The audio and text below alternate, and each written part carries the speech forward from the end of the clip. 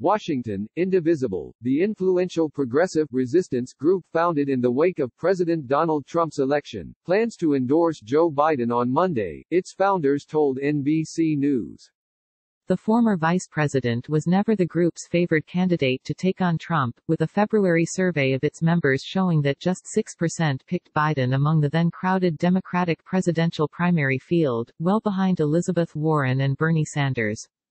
But the group's grassroots members and local chapter leaders voted overwhelmingly to support Biden, the apparent Democratic nominee, with Indivisible co-founder Ezra Levin calling him Abraham Lincoln compared to Donald Trump.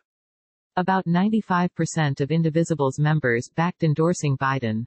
The group, which includes dozens of independent local chapters, started the election cycle by getting its members and every major Democratic presidential candidate to sign a pledge vowing to support the eventual Democratic nominee and to work as hard as they can to defeat Trump.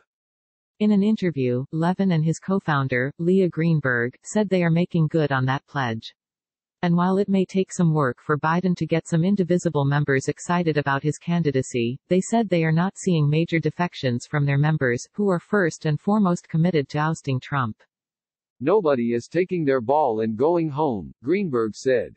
Download the NBC News app for breaking news and politics. Levin and Greenberg praised Biden for the entreaties he has been making to Sanders supporters and other progressives since he became the apparent nominee last month. The Indivisible leaders said they are engaged with Biden's campaign on policies they would like to see him prioritize, such as statehood for the District of Columbia, universal voting by mail and other democracy reforms. Even if he's not on the same page as us to begin with, he's willing to listen, Levin said. And importantly, he's willing to change his mind. If we can organize and push him, he'll move.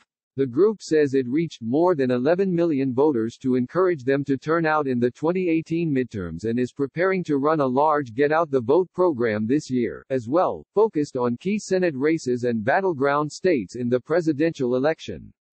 The endorsement comes as Biden attempts to quash an allegation of sexual assault brought by a former Senate staffer, which he addressed for the first time in an interview with MSNBC's Morning Joe on Friday by categorically denying the claim.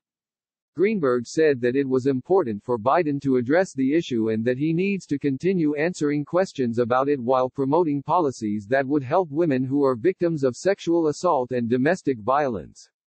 It's important he engage directly and aggressively with these allegations, Greenberg said.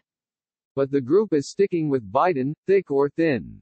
We as an organization made a commitment to support the nominee, she said of the coming battle between Biden and Trump. Fundamentally, we are heading into what we know will be a tough and painful election season, and we think the contrast between the two really speaks for itself.